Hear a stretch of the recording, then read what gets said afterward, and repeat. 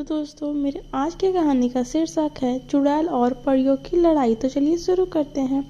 एक समय की बात है, नर्मदापुरम नामक गांव में एक मानवी नामक लड़की रहा करती थी, जो कि अपना जीवन बहुत खुशहाल तरीके से बिताती थी। वो बिल्कुल भी अपने जीवन में दुख का सामना नहीं करती थी, क्योंकि उसके पास भगवान शिव का आशीर्वाद था। वो हमेशा खुशी खुशी अपना जीवन व्यतीत करती थी।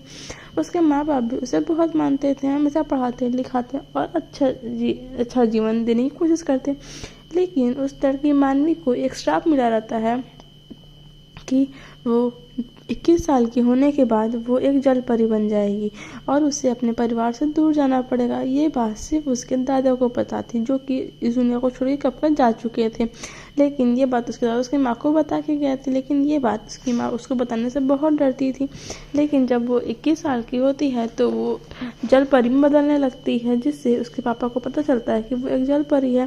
फिर उसके पापा उसको आप पूरी बात बताते हैं कि तुम्हारा जन्म एक इच्छाधारी चुड़ैल को मारने के लिए हुआ है, जो कि इस पृथ्वी पे वो भी 21 साल की हो कि वो तुमसे लड़ने आएगी। इस नदी के किनारे तुम्हें उसको हरा कर विजय प्राप्त करना होगा, तभी तुम फिर से एक इंसान के रूप में जिंदा रह पाओगी। इस पे वो बोलती है ठीक है, मैं ये करके दिखाऊंगी।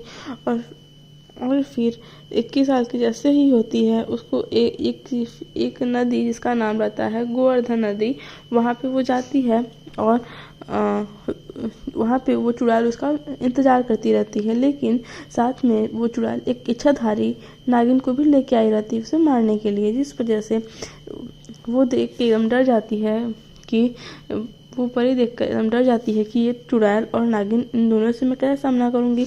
इनके पास तो मेरे से भी ज़्यादा शक्तियाँ होंगी, क्योंकि ये दो हैं। और फिर इस पे उसके पापा उसकी मदद करते हैं और कहते हैं नहीं, सबसे ज़्यादा शक्तियाँ इन दोनों के पास तुम्हारे पास है, क्योंकि तुम सच्चाई के लिए लड़ रही, और जो भी सच्चाई के लिए लड़ता है उसके पास सबसे ज़्यादा शक्तियाँ होती हैं। और जल परी के पास तो शिव जी की भी शक्ति रहती है, जिस वजह से वो इस चीज़ में विजय प्राप्त करती है। और जब वो चुड़ैल को मारने जाती है तो चुड़ैल तुरंत माफ़ी मांग लेती है और कहानी वहीं पे ख़त्म हो जाती है। और चुड़ैल को माफ़ करके अपने माँ बाप के साथ फिर से वो मानवी अपने घर रहने चली जाती है। लेकिन मानवी का भी जल परी का रूप अभी तक गया नहीं रहता है। तो धीरे धीरे उसके पापा को पता चलता है कि जिस नागिन को वो इतना ज़्यादा नागिन को मारी थी, वो अभी तक जिंदा है, जिस वजह से अभी तक इसका जल परी का रूप गया नहीं है। तो फिर जाती है और पता चलता है कि वो दूसरी जल परी थी और वो अपनी बहन को भेजी रहती है। और फिर जाती है खोज के रियल वाली जल परी को मारती, इच्छाधारी नागिन को चुड़ैल को मारती है, और फिर जाके उससे शांति प्राप्त होता है। और फिर वो एक अच्छे से अपने मनुष्य के रूप में अपना जीवन व्यतीत करने लगती है। सो दोस्तों, थैंक्स फॉर वॉचिंग। वीडियो अच्छी लगी हो तो लाइक शेयर सब्सक्राइब करना ना भूलें। बाय दोस्तों।